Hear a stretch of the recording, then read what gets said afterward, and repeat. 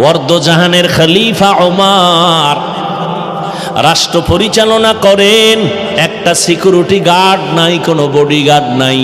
দুশ্মনেরা খুঁজে ওমরের এত পাওয়ার কেন, বডিগার্ড কয়জন? কয় একজনও নাই। কথা রে মাইরা ফালানো তো বড় সহজ, কয় অনেক সহজ। আল্লাহ বলেন না না, আমি আল্লাহ যারে হেফাজতের বাউন্ডারি দিয়া রাখবো তারে কেউ ক্ষতি করতে গেলে নিজেই ক্ষতি হয়ে যাবে। দুশ্মন লাগাইয়া দিল। তদানীন্তন সময়ের রোম সম্রাট কয় ওমরের হত্যা করো। একা পাইলে একাই কোথায় পাও? দেখো খবর নিতে নিতে নিতে নিতে খবর পাইছে খোলা ময়দানে ওমর হাতেরে বালিশ বানায় একা একা ঘুমায়। কয় তরবারি কই? কয় দূরে ফালায়া রাখছে। কয়ডারে মার। কয় সুযোগ পাইছি। দৌড়াইতেছে আল্লাহর বান্দা, দুশ্মন ওমরের মারার জন্য যায়। ওমর একা ঘুমায়, তরবারি নাই, হাতেরে বালিশ বানাইছে। অর্ধজাহানের খলিফা। দুশ্মন তরবারি নিয়া একটু আগায় আবার দাঁড়ায় ভয়। যাইতে যাইতে যাইতে যাইতে কিনারার একটু গেলেই তো কাম ঘটায় দিবে, কিন্তু তাকাইয়া দেখে ওমর একা ঘুমায় না, জঙ্গলের একটা বাঘ ওমরের পাহারা দেয়। খাকো বাদ আবু আতিশ বন্দা আগম বামানে তু মুর্দা বাহাক জিন্দা আইন। আল্লাহ বলেন আমি রহমতের নবীকে রহমত করে পাঠাইলাম। কয় দুনিয়ার জন্য আর পরকালের জন্য? কয় না, জগৎ সমূহের জন্য। অনেকে তর্জমা করে উভয় জগতের জন্য নবী রহমত, আমি তর্জমা করলাম জগৎ সমূহের জন্য নবী রহমত। উভয় জগতের তর্জমা করলে মনে হয় যেন দুনিয়ার জগৎ পরকালের জগৎ। না, জগৎ তো আরো আছে। রুহের জগৎ একটা আলাদা জগৎ, মায়ের গর্ভের জগৎ একটা আলাদা জগৎ, দুনিয়ার জগৎ একটা আলাদা জগৎ, আলমে বরজখ কবর জগৎ একটা আলাদা জগৎ, হাসরের ময়দানের একটা আলাদা জগৎ, জান্নাত ও জাহান্নামের একটা আলাদা জগৎ। সব জগৎ সমূহের জন্য আমার নবী রহমত। রুহের জগতের জন্য নবী কেমন রহমত, ভিন্ন আলোচনা। মায়ের গর্ভের জগতের জন্য নবী রহমত, দুনিয়ার জগতের জন্য নবী রহমত, কবর জগতের জন্য নবীজি রহমত, হাসরের ময়দানের জন্য নবী রহমত, জান্নাতের জন্য নবী রহমত, জাহান্নামের জগতেও নবী রহমত। এটা কেমনে? জান্নাতের জন্য নবী রহমত, এটা বুঝলাম। জাহান্নামের জন্য কেমনে? এটা তো বুঝে আসে না। বুঝে না আসলে বুঝার চেষ্টা করো, বিরোধিতা করিও না। জাহান্নামের ক্ষেত্রে আমি শুধু দুনিয়ার জগতের জন্য নবী কেমন রহমত এই বিষয়ে দু চারটা কথা বলি। রহমতের নবী, দুনিয়ার জগতের জন্য রহমত।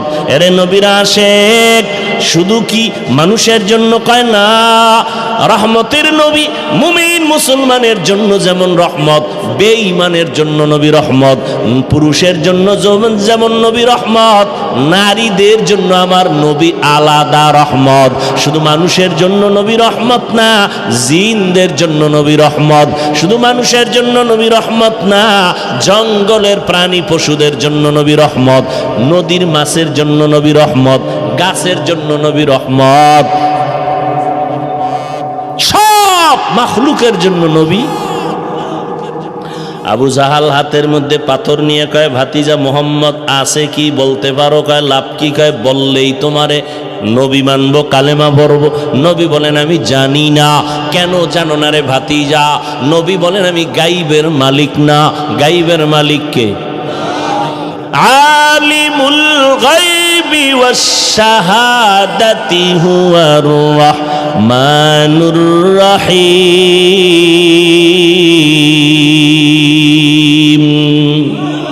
গাইবের মালিক কে? আর কেউ? যদি আমার পীর গায়েব জানে, এর নাম শিরিক। এর নাম কি? আল্লাহ বলেন আমান ইউশরিক বিল্লাহ ফাকাদ হারামাল্লাহু আলাইহিল জান্নাহ। যারা আল্লাহর সাথে শিরিকের গুনাহ করবে তাদের জন্য জান্নাত হারাম। ও দয়ার মালিক, শিরিক মুক্ত ঈমান আমাদের দান করেন। আবু জাহাল বলে আমার হাতে হাতে কি আছে? নবী বলে আমি জানি না। নবীজি বললেন হাতের মুষ্টিতে যা আছো তোমরা একটু আওয়াজ দাও।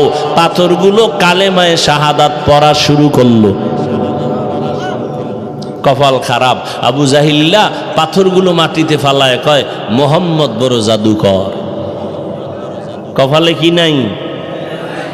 মান ইয়াহদিল্লাহু ফাহুয়াল মুহতাদ ওয়া মান ইউদ্লিল ফালান তাজিদা লাহু ওয়ালিয়াম মুরশিদা। এর যুবক, ১৫০০ বছর আগে রহমতের নবী বলেছেন, যুবকেরা আমি মুহাম্মদের উপকার করেছে, বুড়ারা আমি মুহাম্মদের বিরোধিতা করেছে। ও যুবক বাবা, আজকে তোমার মধ্যে নবীর আদর্শ নাই কেন? আমি যে এতক্ষণ তোমার সামনে বয়ান করতেছি, কুত্তার মতো চিল্লাইতেছি, কুত্তার মতো দৌড়াইতেছি, আমি একা না, সব আলেমরা তোমাদের পেছনে দৌড়ায়। আজকে যদি তোমাকে বাদ দিয়া উচিত ছিল ওই চট্টগ্রামের পাহাড়িয়া এলাকায় যায় বয়ান করা, যেখানে মানুষ মুসলমানের খ্রিস্টান বানায়। আজকে বয়ান করা দরকার পঞ্চগড়, যেখানে কাদিয়ানি বানায়। কিন্তু ওখানে যাওয়ার সময় কই? ফজর থেকে দৌড় শুরু হয় আসর পর্যন্ত, আসর থেকে মাগরিব, মাগরিব থেকে এশা, এশার পরে সারা রাত 12টা মাস মুসলমানের পেছনে দৌড়াইয়া পায়ে ধরে ধরে ধরে ধরে বলি আমার দলে আসো। একবারও বলি না আমি 5 কল্লি টুপি মাথায় দিয়েছি, ভিন্ন টুপির বিরুদ্ধেও বলি না, হিংসা করে সালাম বন্ধ করি না। আমি কওমি মাদ্রাসার সন্তান, কোনোদিন স্কুল কলেজ আলিয়ার বিরুদ্ধে বলি না। আমি তাবলিগের লাইনের সন্তান, আমি বলি না তাবলিগ করো না হয় জাহান্নামে যাইবা। আমি পীরের লাইনের সন্তান, একবারও বলি নাই তুমি অমুক পীরের কাছে যাও না হয় জাহান্নামে যাইবা। কিছুই বলি নাই। এত চিল্লা চিল্লি কইরা বিনয়ের সাথে একটা কথাই বলতে চাই বাবা, যেই লাইনে থাকো বাধা নাই, যেই তরিকায় চলো বাধা নাই। ব্যবসা করো আলহামদুলিল্লাহ, চাকরি করো আলহামদুলিল্লাহ, স্কুলে পড়ো আলহামদুলিল্লাহ, কলেজে পড়ো আলহামদুলিল্লাহ, ডাক্তার হও আলহামদুলিল্লাহ, ইঞ্জিনিয়ার হও কোনো বাধা নাই, একজন প্রফেসর হও বাধা নাই, একজন ডাক্তার হও বাধা নাই। তবে দাবি আমার একটা, বেয়াদব হইও না। তোমার ব্যবহারে যেন মা বাপ কখনো কষ্ট না পায়। ও যুবক, তোমার আচরণে যেন কোনো শিক্ষক কষ্ট না পায়, তোমার ব্যবহারে যেন কোনো আলেম কষ্ট না পায়, তোমার ব্যবহারে যেন কোনো মুরব্বীরা কষ্ট না পায়। তুমি এমন একজন ডাক্তার হও যে দিনের উপকার হবে, উম্মতেরও ফায়দা হবে, এবং তোমার সম্মানটা মরিয়া গেল মানুষ দোয়া করবে তোমার সম্মানের সাথে।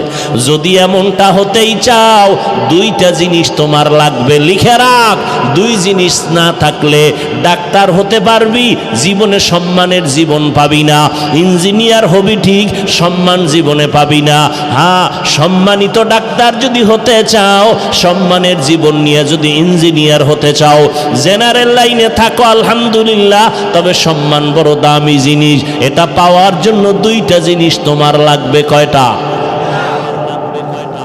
2 জিনিস লাগবে। 2 জিনিস না থাকলে আল্লাহর কসম সম্মানের জীবন পাবি না। এবারটা সম্মানের জন্য সার্টিফিকেট লাগে না? লাগে। সম্মানের চাবি কার হাতে?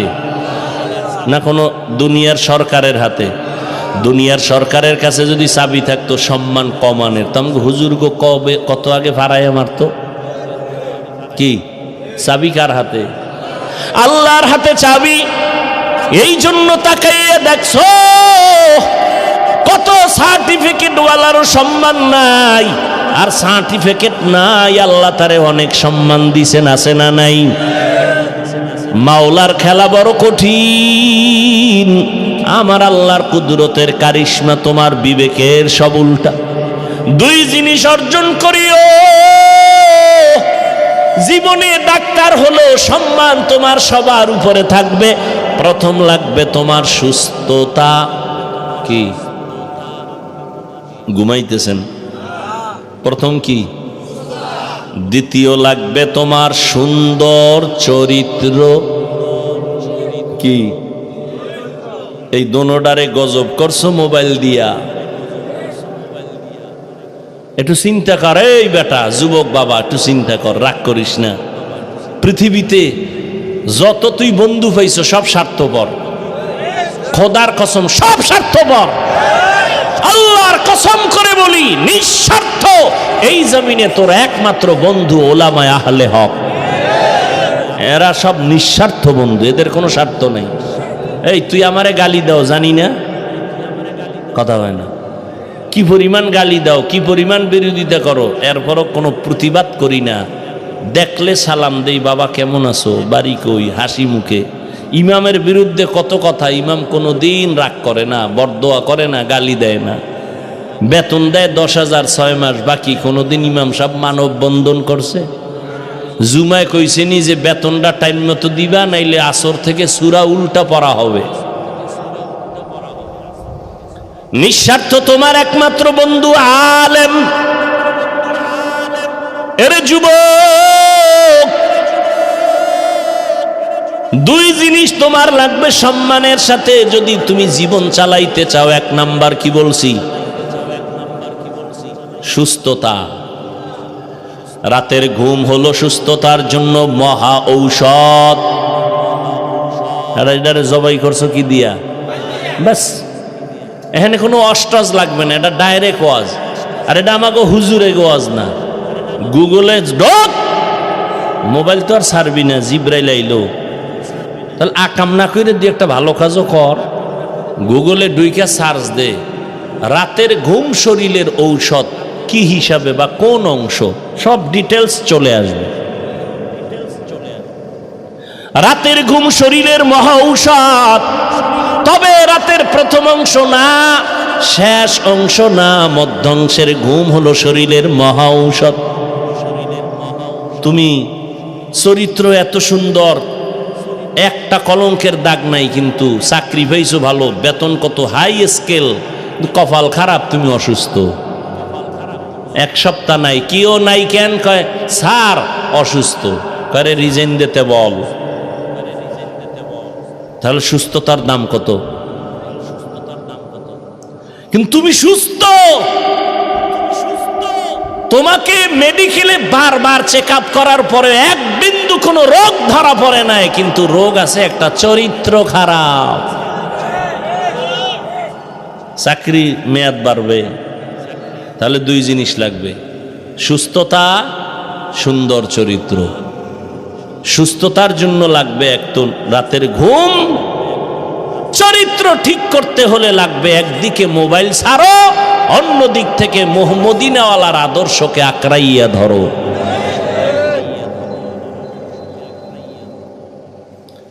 এই তুমিও মুসলমান, আমিও মুসলমান, নাকি আলাদা? তোমার আমার আল্লাহ, বলো বলো বলো, তোমার আমার নবী, কাবা, ধর্ম, কালেমা, সব এক। দুনিয়াতে আসছি এক, বিদায় বেলা কাফন হবে 3টা, তাও আমি বক্তার সম্মানে একটা কাফন কেউ বাড়াইয়াও দিবে না। তুমি গরিব হওয়ার কারণে কাফন একটা কমাইয়াও। সবার বেলায় কয় কাফন, কালার হবে আলাদা। আলেমদের কালার একরকম, যারা আলেম না তাদের কাফনের কালার আর একরকম। তাবলিগওয়ালাদের কালার একরকম, চরমনাইওয়ালাদের কালার আর একরকম। কে ধনী, কে গরিব, কে আলেম, কে মূর্খ, কে ডাক্তার, কে রুগী, কে ইমাম, কে মুক্তাদি, কে তাবলিগ, কে চরমনাই, কে আওয়ামী লীগ, কে বিএমপি। সাদা কাফনে যেদিন ঢুকবি সেই দিন সবার মাস্তানি বন্ধ হয়ে যাবে। কাফনে লেখা থাকবে বড় হুজুরের লাশ, থাকবে মন্ত্রী মহোদয়ের লাশ, সব একাকার। কবরের সাইজও হবে এক, নাকি নোয়াখালী, আপনাদের কুমিল্লা, লাঙ্গলকোটের মানুষের কবর 10 হাত লম্বা হবে। সবার কবরের সাইজও এক। কবরে প্রশ্ন হবে সবার বেলায় 3টা, তাও এক। আমাকে যেই প্রশ্ন, আপনাকেও সেই প্রশ্ন, বেঈমানেরও সেই প্রশ্ন, নারীকেও সে একই প্রশ্ন, পীরকে যেই প্রশ্ন, মুরিদেরও সেই প্রশ্ন। 3টা প্রশ্ন সবার বেলায় এক। রবের পরিচয় দাও, ধর্মের পরিচয় দাও, রহমাতুল লিল আলামিনের পরিচয় দাও। দুনিয়ার নিয়মের উল্টা। ক্লাস 1 এর প্রশ্ন আলাদা, 2 ক্লাসের ছাত্র ছাত্রীদের প্রশ্ন আলাদা, 8 এ যারা পড়ে তাদের প্রশ্ন 9 এ যারা পড়ে সমান। অথচ আমার মাওলার কুদরত কেমন! তুমি ধনী হও, গরিব হও, সাদা হও, কালো হও, শিক্ষিত অশিক্ষিত, আলেম মূর্খ, যেই লাইনে থাকো না কেন, প্রশ্ন সবার বেলায় এক তিনটা। রবের পরিচয় দাও, ধর্মের পরিচয় দাও, রহমতের নবীর পরিচয় দাও। এই প্রশ্নের জবাব শুধুমাত্র হুজুরেরা ছাড়া কেউ পারবে না। কি হুজুরে পারবে? গ্যারান্টি আছে। এই জন্যই তো জান্নাতের টিকিট হাতে পাইয়া আবু বকরের কান্নার আওয়াজ, ওমরে ফারুকের কান্নার আওয়াজ, যেই ওমর 27 বছর বয়সে রহমতের নবীর হাতে হাত লাগাইয়া কালেমার পতাকা ধরলেন কয় বছরে? জোরে কও। এই ওমর রসুলের হাতের বরকতে এত পাওয়ার পেয়ে গেছেন, রাস্তা দিয়া ওমর চলতেছে, শয়তান ভয়ে অন্য রাস্তায় দৌড়ায়। যেই শয়তান আল্লাহর সামনে চ্যালেঞ্জের মোকাবেলায় দাঁড়ায় গেল, আর ওই শয়তান কারে ভয় পায়? এবার চিন্তা করেন ওমর বেডাটা কেমন। 27 বছরের মুসলমান, 27 বছর বয়সে নবীর হাতে কালেমা পড়ছে হযরত ওমর। কথার আগে তরবারি রেডি, শয়তান দেখলে দৌড়ায়।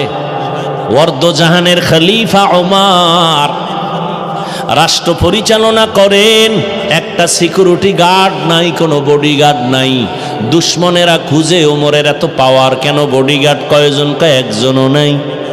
কথা রে মাইরা ফালানো তো বড় সহজ, কয় অনেক সহজ।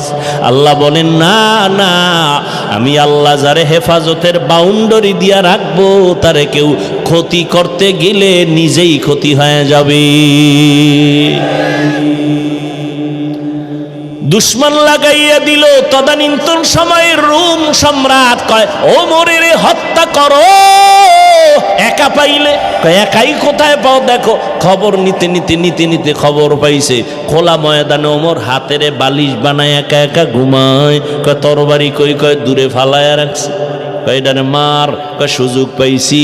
দৌড়াইতেছে আল্লাহর বান্দা, দুশ্মন ওমরের মারার জন্য যায়। ওমর একা ঘুমায়, তরবারি নাই, হাতেরে বালিশ বানাইছে। অর্ধজাহানের খলিফা। দুশ্মন তরবারি নিয়া একটু আগায় আবার দাঁড়ায় ভয়। যাইতে যাইতে যাইতে যাইতে কিনারার একটু গেলেই তো কাম ঘটায় দিবে, কিন্তু তাকাইয়া দেখে ওমর একা ঘুমায় না, জঙ্গলের একটা বাঘ ওমরের পাহারা দেয়। খাকো বাদ আবু আতিশ বন্দা আম বামানে তু মুর্দা বাহাক জিন্দা আদ। এরে যুবক, ওই ওমরের ইতিহাস ভুলে যাইও না রে বাবা। আমি তোমাকে একবারও বলি নাই স্কুল কলেজ বাদ দিয়ে আসো, মাদ্রাসায় হুজুর হয়ে যাও, পাগড়ি লাগাও, বলি নাই। ওখানে থাকো, ডাক্তার হও, ইঞ্জিনিয়ার হও, এসপি হও, ডিসি হও, এমপি হও, মন্ত্রী হও। আমাদের মুসলমান সব লাইনে লাগবে। আমাদের মুসলমানের জন্য গৌরব ডাক্তার হওয়া, ইঞ্জিনিয়ার হওয়া। না গৌরব না? ডাক্তারি পড়তে গিয়া ও বাবা তোমার কাছে দাবি আমার একটা, রহমতের নবীর আদর্শের মালা গলায় লাগাও। মা বাবার সাথে বেয়াদবি করবা না, আলেমের দোয়া নিয়া পরামর্শ নিয়া নবীর তরিকা মানিয়া চলো। 5 বেলার নামাজ পড়ো, নবীর তরিকা মানিয়া জবানটাকে হেফাজত করো। কারো ক্ষতি করবা না, কারো বরদোয়ার তলে পড়বা না, আলেমের পরামর্শ নাও, মা বাবার দোয়া নিয়ে চলো। আল্লাহর কসম, মা বাবার দোয়া ছাড়াই চেয়ারে বসতে পারি নাই। মা বাবার কান্না আর দোয়া ছাড়া তুমি পরীক্ষায় পাশ করতে পারো নাই। মা বাবার চোখের পানি দোয়া ছাড়া তুমি টাকাওয়ালা হতে পারো নাই, ব্যবসায় লাভবান হতে পারো নাই। মা বাবার দোয়া চোখের পানি। ওই মা বাবারে কষ্ট দিবা না। আর যেই শিক্ষক তোমারে হাতে কলমে কষ্ট করে মানুষ বানাইছে তার সাথে বেয়াদবি করবা না, মুরব্বীদের সাথে বেয়াদবি করবা না। মনের কষ্ট তোমার জন্য বড় অভিশাপ। মুরব্বী কষ্ট পায় বলছে, ওই গিয়ে তোর কপালে লাগবে অভিশাপ। ও যুবক, দেখো তোমার লাইনে থাইকা নবীর তরিকা মতো চলা যায়নি। অনেকে বলে কেমনে? দেখো তাকায়া বাবা, স্কুলে পড়ে, কলেজে পড়ে, তোমার মতো যুবকেরা 5 বেলার নামাজ পড়ে আসেনি, সত্যটা বলো। তাহলে তোমার কাছে আমার প্রশ্ন, তুমি কেন পারো না রে বাবা? এর কথা কি তুমি বিশ্বাস করো না? ও যুবক বাবা, তোমার মতো যুবক তাকায় দেখো রে, আবার পুলিশ বিডিআরের চাকরি করে, নামাজ পড়ে, তুমি কেন পারো না? তোমার মতো সন্তান রাস্তায় গাড়ি চালায়, নামাজ ছাড়ে না, তুমি কেন পারবা না? কৃষি কাজ করে, নদীতে মাছ ধরে, নামাজ ছাড়ে না, তুমি কেন পারবা না? এখনো সময় আছে, তওবা করে নাও। আল্লাহকে মনে মনে তওবার নিয়তে বলো, মনে মনে, ও দয়ার মালিক, জীবনে শয়তানের ধোকায় পড়ে দুনিয়ার লাইনে পড়িয়া আজকে নামাজ তো কম সারি নাই, কত গুনাহ করলাম, হাতের গুনাহ, চোখের গুনাহ, কানের গুনাহ, জবানের গুনাহ। ও আল্লাহ, একবারও চিন্তা করলাম না যে আমি একা একা কবরে যেতে হবে। আমার কবরে কেউ যাবে না, কই মা, কই বাবা, কই আপনজন, কই বন্ধু বান্ধব, কেউ যাবে না। আমি একা একা সাদা কাফনের প্যাকেট হয়ে কবরে থাকতে হবে। আল্লাহর কোরআন সত্য, ১৫০০ বছর একটা মিথ্যা কেউ বের করতে পারে নাই। ওই কোরআনে আল্লাহ পাক রব্বুল আলামিন গুনাহগারের জন্য জাহান্নামের আযাবের বয়ান করেছেন, নেক আমলওয়ালাদের জন্য জান্নাতের সুসংবাদ দিয়েছেন। ও যুবক বাবারা, আজকে নামাজ রোজা ঠিক রাখার পরে কই আমগো সম্মান তো কমলো না। আল্লাহর মোহাব্বত নিয়া তওবা করো, তুমিও রেডি হয়ে যাও।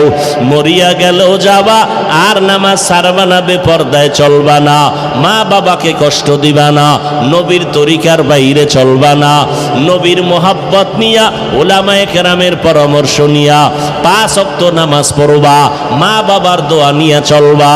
আল্লাহ আমাদের সবাইকে তওবার উপরে মজবুত হয়ে নবীর তরিকায় চলার তৌফিক দান করেন, আমিন।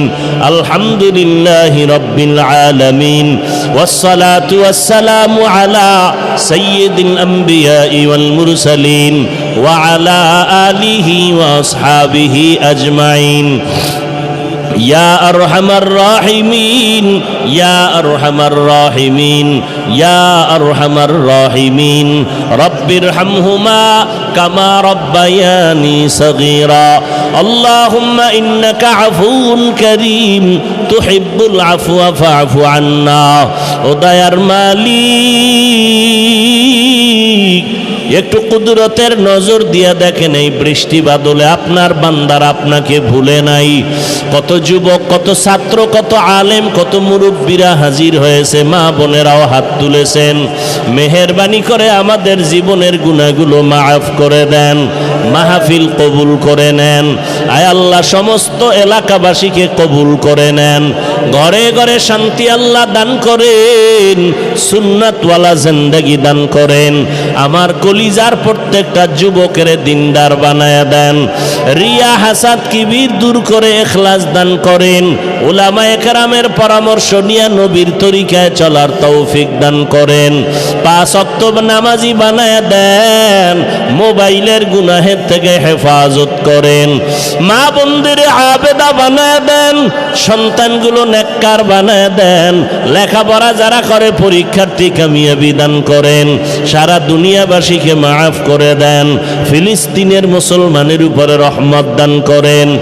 ইসরায়েলের জালেমদের জুলুম থেকে হেফাজত করেন। আল্লাহ আমাদের ভেতরে ইখলাস, ইত্তেহাদ, ইত্তেফাক দান করেন। রিয়া হাসাদ দূর করে দেন। আমাদের মা বাবা মুরব্বী যারা দুনিয়ায় নাই, জান্নাতের ফয়সালা করে দেন। যারা বেঁচে আছেন দীর্ঘ নেক হায়াত দান করেন।